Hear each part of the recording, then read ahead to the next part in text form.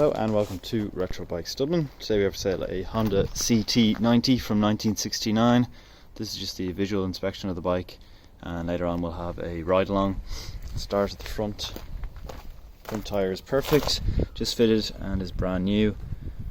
Front mud guard is in okay condition. You can see these some little marks at the front, see here. New gaiters on the front. And you see the little spots of damage on the front mud guard. Front fork is good. Condition of the alloy and the spokes is actually very good. You can kind of see that it's been kept inside then from the chrome still being okay, and also the spoke itself not rusted. Original bash plate.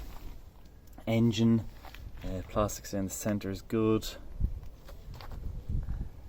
As you can see, CT90.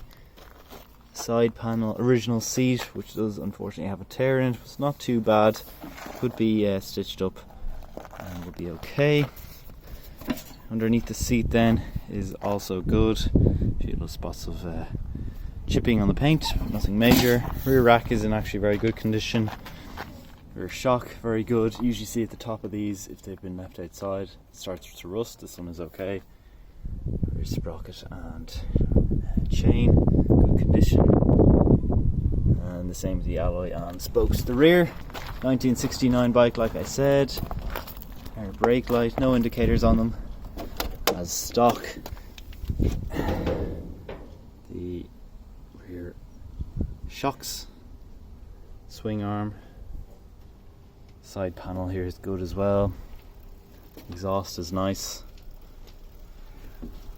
See, engine area okay.